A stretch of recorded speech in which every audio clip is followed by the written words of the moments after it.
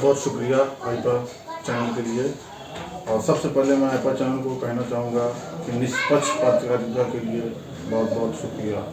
हमारे देश में सबसे पहले यही है कि अपने समाज को तालीम में सबसे पहले आगे बढ़ चढ़ के हिस्सा लेने के लिए बढ़ाएं अपने तालीम, क्योंकि तालीम हो जाएगी आने वाली नस्लें सुधरेंगी। हमारी महिलाओं में भी एक संगठन तैयार हो रहा है, क्योंकि हम लोग बैकवर्ड कम्युनिटी से आते हैं।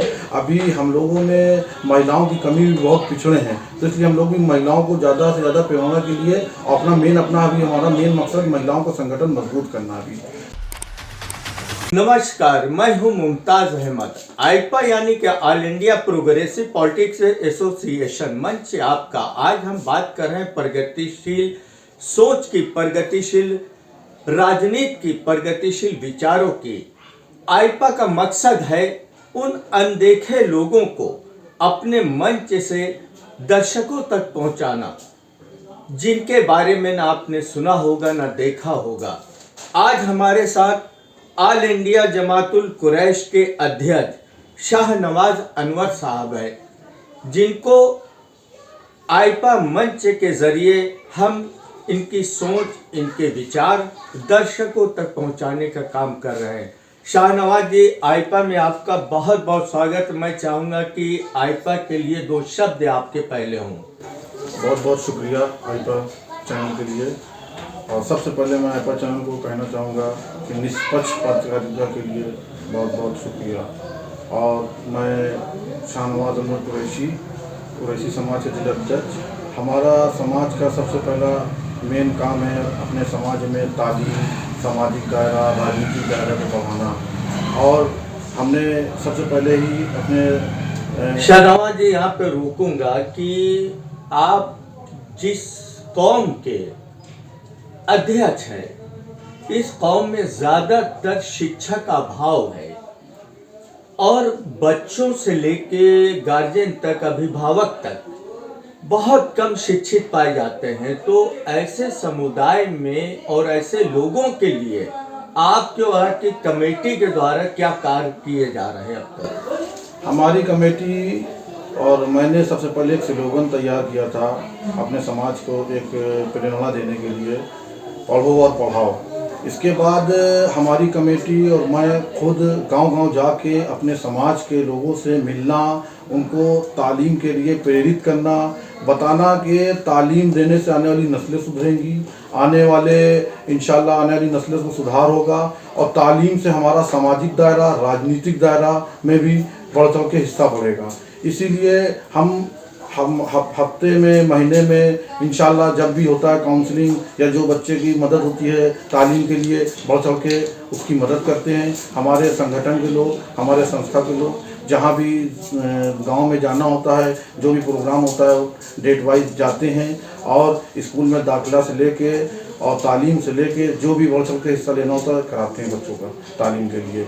और हमारा मेन फोकस अपने समाज, जो हमारा समाज सबसे पिछड़ा हुआ है मेन तालीम में, तो तालीम के लिए ही हम बढ़ चढ़ के हिस्सा लेने के लिए अपने समाज को प्रेरणा दे रहे हैं, समाज को आगे लाने का काम कर रहे हैं। चाहे वो काउंसलिंग के नाम पे हो, चाहे तालीम के नाम पे हो, चाहे घर घर जाके डोर टू डोर जाके लोगों को समझाना हो, चाहे काउंसलिंग करना हो, चाहे मासिक बैठक करते हैं हम लोग उसमें। और एक हमने स्लोगन तैयार किया है, उसमें भी हमारे चाहे राष्ट्रीय अध्यक्ष हों, हमारे प्रदेश अध्यक्ष हों, हमारे देश में सबसे पहले यही है कि अपने समाज को तालीम में सबसे पहले आगे बढ़ चढ़ के हिस्सा लेने के लिए बढ़ाएं अपने तालीम, क्योंकि तालीम हो जाएगी आने वाली नस्लें सुधरेंगी। मेन हमारा ये फोकस है। इस कौम में ज़्यादातर देखा गया है, महिलाओं के लिए अगर बात की जाए तो महिलाओं की भी संख्या अशिक्षित की एक लंबी कतार है। तो इन महिलाओं के लिए, क्योंकि शिक्षा का अभाव है, जानकारियाँ नहीं, सरकारी योजनाओं की जानकारी नहीं है, बहुत सी ऐसी चीज़ें जो हैं कि शिक्षित न होने के कारण भटकते नजर आते हैं ये परिवार के लोग, ये कौम के लोग। तो इनके लिए क्या कदम उठाए गए? हमारा महिला विंग का भी संगठन बना है, तैयार हुआ है। और फतेहपुर में भी इसको आगे बढ़ाया जा रहा है। मेन महिलाओं को जागरूक किया जा रहा है तालीम के लिए, क्योंकि अगर महिलाओं को हम तालीम देंगे तो दो घरों में तालीम मिलेगी। एक तो वो जहाँ जन्म लेती है और दूसरा वो महिला जो जहाँ उसकी शादियों को जाती है। तो महिलाओं पे भी हमारा फोकस है। हमारी महिलाओं में भी एक संगठन तैयार हो रहा है, क्योंकि हम लोग बैकवर्ड कम्युनिटी से आते हैं। अभी हम लोगों में महिलाओं की कमी भी बहुत पिछड़े हैं, तो इसलिए हम लोग भी महिलाओं को ज़्यादा से ज़्यादा प्रेरणा के लिए अपना अभी हमारा मेन मकसद महिलाओं का संगठन मजबूत करना है। संगठन के ही जरिए हम लोग महिलाओं को भी एक तालीम में आगे बढ़ाना है। और आज हमारे कुरैशी समाज में महिलाएं राजनीति हो, सामाजिक हो और तालीम में भी आगे बढ़ चढ़ के हिस्सा ले रही हैं। बात थोड़ी सी शिक्षा की आपने भी करी, अभी आपने भी बताया, तो इस समाज के जो बच्चे अभी भी आउट ऑफ स्कूल हैं, तो उन बच्चों के लिए, क्योंकि अब सेशन भी करीब आ गया, मार्च का महीना आ गया, बहुत से बच्चे घूमते टहलते दिखते हैं, स्कूल नहीं जाते हैं, तो क्या कभी उन बच्चों की शिक्षा के लिए उनके अभिभावकों के पास जाकर उनके अंदर जागरूकता पैदा की या शिक्षा के मंदिर तक ले जाने का प्रयास किया गया आपके द्वारा? जी बिल्कुल किया गया। हमारे जो संगठन के प्रदेश में अल्हम्दुलिल्लाह एक से एक हमारे कुरैशी समाज में डॉक्टर, इंजीनियर, साइंटिस्ट, राज्यपाल, विधायक सभी लोग हैं हमारे समाज में, कुरैशी समाज में, और सभी लोग बढ़ चढ़ के हिस्सा लेते हैं।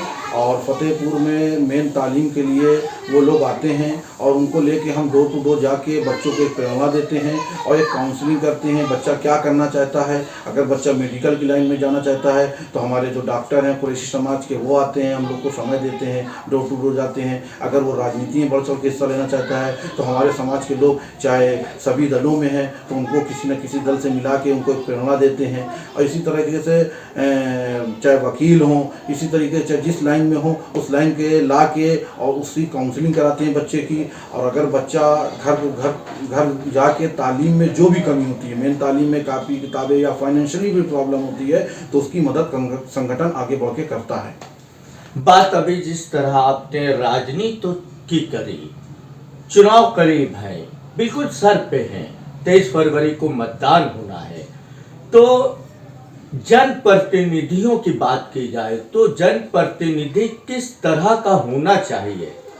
जनप्रतिनिधि हमारे समाज को आगे बढ़ाने के लिए, और हमारा समाज क्योंकि बहुत पिछड़ा हुआ है मुस्लिम वर्ग में, राजनीति में भी और शिक्षा में भी और सामाजिक दायरे में भी, तो हम ऐसा जनप्रतिनिधि चाहते हैं जो हमारे समाज को लेके चल सके, हमारे समाज को बढ़ा सके और हमारा समाज भी उसी के साथ खड़ा है और हमारे समाज आगे बढ़ चढ़ के हिस्सा लेना चाहता है राजनीति में, हर चीज़ में, और ऐसे जनप्रतिनिधि जो साथ देगा हम उसके साथ खड़े हैं। एक सवाल और है इरफान साहब कि मान लीजिए देश में चुनाव है, हर पार्टी कोई जातवाद की बात कर रहा है, कोई धर्म की बात कर रहा है, कोई विकास की बात कर रहा है, तो किसको अच्छा समझते, विकास को या जातिवाद पर या धर्म के आधार पर?